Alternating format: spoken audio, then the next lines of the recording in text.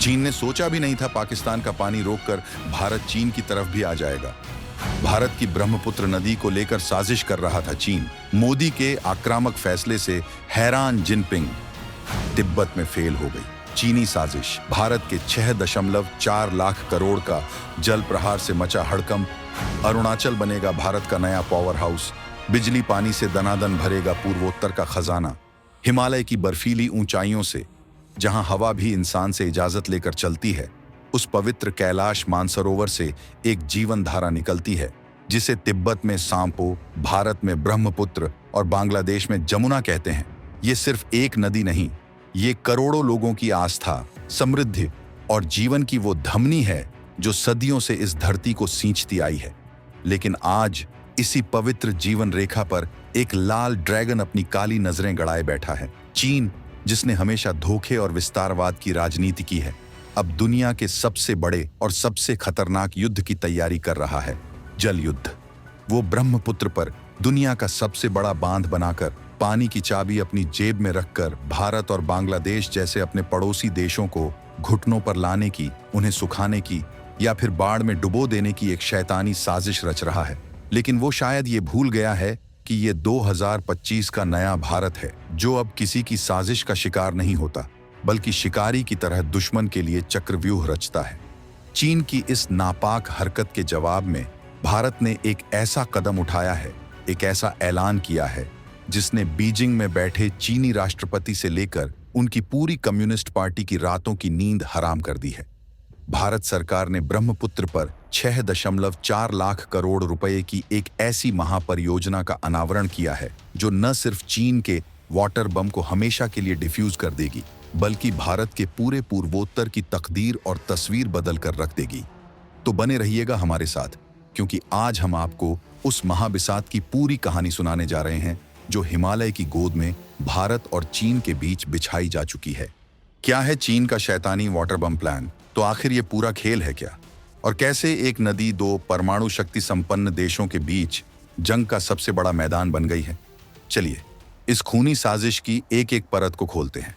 कहानी शुरू होती है तिब्बत के उस इलाके से, जिस पर चीन ने अवैध कब्जा कर रखा है। यहीं से ब्रह्मपुत्र नदी भारत के अरुणाचल प्रदेश में प्रवेश करती है। ठीक इसी एंट्री पॉइंट के पास जुलाई के महीने में चीन ने दुनिया के सबसे बड़े बांध का निर्माण शुरू कर दिया है। ये इतना बड़ा और महत्वपूर्ण प्रोजेक्ट है कि इसके भूमि पूजन समारोह में खुद चीन के प्रधानमंत्री ली कीयांग मौजूद थे। अब आप सोचेंगे कि चीन अपने इलाके में बांध बना रहा है, तो भारत को इससे क्या दिक्कत है? दिक्कत बहुत बड़ी है, और ये चीन की एक बहुत गहरी और खतरनाक साजिश का हिस्सा है। ये बांध सिर्फ बिजली पैदा करने के लिए नहीं है, ये भारत के खिलाफ एक रणनीतिक हथियार है। चीन इस बांध के जरिए दो काम कर सकता है, और दोनों ही भारत के लिए विनाशकारी हैं। पहला, सूखे का हथियार। इस विशालकाय बांध में पानी रोककर चीन जब चाहे भारत की ओर आने वाले ब्रह्मपुत्र के बहाव को 85% तक कम कर सकता है। जरा सोचिए, उस स्थिति की कल्पना कीजिए जब असम और अरुणाचल के हरे भरे खेत बंजर रेगिस्तान में बदलने लगें, जब करोड़ों लोगों को पीने का पानी मिलना बंद हो जाए, जब हमारी पूरी इकोलॉजी तबाह हो जाए। ये एक ऐसा धीमा जहर है जिससे चीन बिना एक भी गोली चलाए भारत को अरबों खरबों का नुकसान पहुंचा सकता है। दूसरा और सबसे खतरनाक, बाढ़ का हथियार। यह है चीन का असली वाटर बम। जरा सोचिए, अगर भारत और चीन के बीच युद्ध की स्थिति बनती है, तो चीन को अपनी मिसाइलें या टैंक इस्तेमाल करने की भी जरूरत नहीं पड़ेगी। वो बस अपने इस महाबांध के सारे गेट एक साथ खोल देगा। कुछ ही घंटों के अंदर करोड़ों अरबों क्यूबिक मीटर पानी एक सुनामी की तरह अरुणाचल प्रदेश और असम की तरफ बहेगा। ये पानी हमारे सैन्य ठिकानों, पुलों, सड़कों, हवाई पट्टियों और पूरे के पूरे शहरों को बहा ले जाएगा। ये एक ऐसी तबाही होगी जिससे उबरने में हमें सालों लग जाएंगे। चीन बिना एक भी सैनिक भेजे सिर्फ पानी का इस्तेमाल करके भारत की कमर तोड़ सकता है। यही है वो नापाक साजिश जिसे भारत ने अब जड़ से उखाड़ फेंकने का फैसला कर लिया है। भारत का जल प्रहार, 6.4 लाख करोड़ का मास्टर स्ट्रोक। जैसे ही चीन ने अपने पत्ते खोले, भारत ने एक ऐसा मास्टर स्ट्रोक चला जिसकी उम्मीद बीजिंग ने सपने में भी नहीं की थी। भारत ने रोने धोने या दुनिया के सामने शिकायत करने के बजाय जैसे को तैसा वाली नीति अपनाई। भारत के केंद्रीय विद्युत प्राधिकरण (सीईए) ने सोमवार को एक ऐसी रिपोर्ट जारी की जिसने चीन के होश उड़ा दिए। भारत ने ऐलान किया है कि वो खुद ब्रह्मपुत्र बेसिन में 6.4 लाख करोड़ रुपए 77 बिलियन की लागत से जल विद्युत परियोजनाओं का एक ऐसा जाल बिछाने जा रहा है जो चीन के हर मंसूबे पर पानी फेर देगा। ये कोई एक या दो बांधों की योजना नहीं है, ये एक महायोजना है। इस योजना के तहत भारत 2047 तक पूर्वोत्तर के 12 उपबेसिनों में 208 बड़ी पनबिजली परियोजनाएं बनाएगा। इन परियोजनाओं से 76 गीगावाट से भी ज्यादा बिजली पैदा होगी। ये इतनी बिजली है कि इससे न सिर्फ हमारा पूरा पूर्वोत्तर भारत 24 घंटे रोशन रहेगा, बल्कि बाकी देश की भी बढ़ती ऊर्जा जरूरतों को पूरा किया जा सकेगा।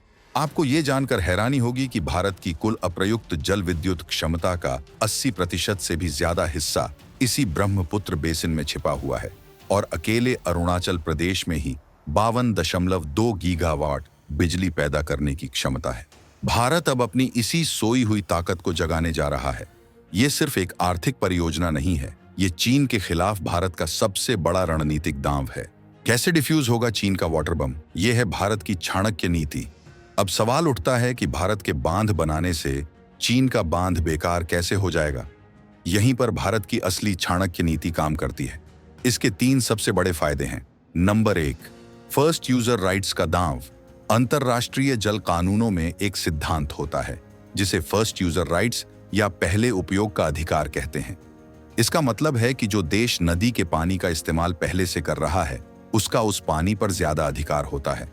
अभी तक भारत ब्रह्मपुत्र के पानी का बहुत कम इस्तेमाल कर रहा था, लेकिन जब भारत नदी पर इतने बड़े बड़े बांध और प्रोजेक्ट बना देगा, तो वो अंतरराष्ट्रीय मंचों पर चीन के सामने यह दावा ठोक सकेगा कि हम इस पानी के सबसे बड़े और सबसे पुराने उपयोगकर्ता हैं।